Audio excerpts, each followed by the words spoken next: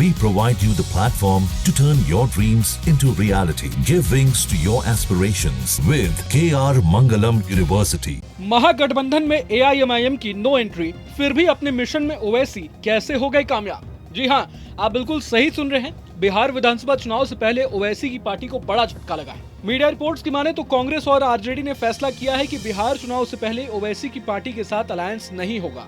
खबर है कि आरजेडी और कांग्रेस नेतृत्व ने किसी सांप्रदायिक दल के साथ समझौता नहीं करने का फैसला किया है। तय हुआ है कि अगर तीसरा मोर्चा बनता है तो वो सिर्फ बीजेपी की बी टीम की तर्ज पर उसे फायदा देने के लिए होगा। ये बात महागठबंधन जनता के बीच ले भी जाएगा। बता दें कि ओवैसी की पार्टी AIMIM ने हाल ही में लालू यादव को पत्र लिखकर महागठबंधन में शामिल होने की इच्छा जताई थी, लेकिन वहां से कोई पॉजिटिव प्रतिक्रिया नहीं मिली। इसके बाद ओवैसी की पार्टी ने बिहार में अकेले अपने दम पर चुनाव लड़ने का फैसला किया है। ओवैसी ने कहा कि उनकी पार्टी अब तीसरे मोर्चे की तलाश करेगी और बिहार के सीमांचल क्षेत्र पर ध्यान केंद्रित करेगी। ओवैसी ने कहा कि अब एक तरफा मोहब्बत नहीं चलेगी। उन्होंने ये भी कहा कि उनके खिलाफ लगाए गए आरोप झूठे थे और गठबंधन नहीं चाहता कि गरीबों और दबे कुचले वर्गों का कोई नेता उभरे। अब महागठबंधन ओवैसी के साथ अलायंस क्यों नहीं करना चाहता है, ये तो हर कोई जानता है। असल में AIMIM ने 2020 के बिहार विधानसभा चुनाव में 20 सीटों पर चुनाव लड़ा था और 5 सीटें जीती थी। उस चुनाव में AIMIM को कुल 5,23,279 वोट मिले थे, जो कि कुल वोट प्रतिशत का 1.24% था। हालांकि कुछ महीनों बाद AIMIM के 4 विधायक बगावत कर आरजेडी में शामिल हो गए थे।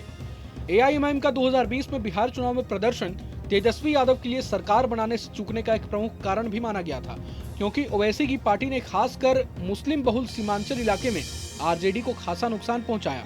राजनीतिक जानकारों की माने तो अगर आरजेडी और कांग्रेस AIMIM के हालिया प्रस्ताव को गंभीरता से नहीं लेते तो असदुद्दीन ओवैसी पहले ही साफ कर चुके हैं कि उनकी पार्टी आगामी विधानसभा चुनाव में कम से कम 24 सीटें जीतने का लक्ष्य लेकर चल रही है और राज्य भर में कम से कम 100 सीटों पर चुनाव लड़ने की तैयारी में है।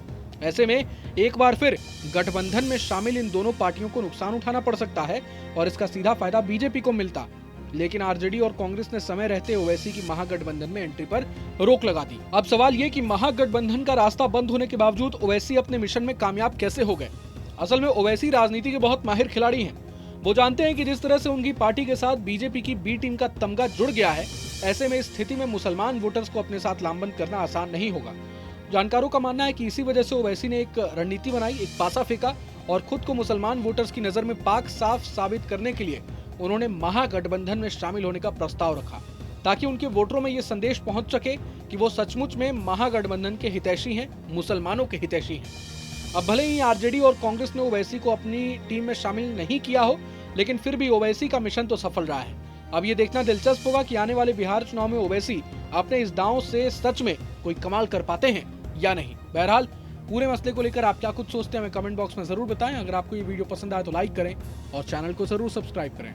जहां भक्ति है हर शब्द में, कथाओं में छिपे हैं दिव्य रहस्य और ज्योतिष देता है जीवन को दिशा। धर्म से जुड़ी हर बातों को जानने के लिए हमारे चैनल स्तुति को सब्सक्राइब करें। चैनल पर जाने के लिए इस लिंक पर क्लिक करें।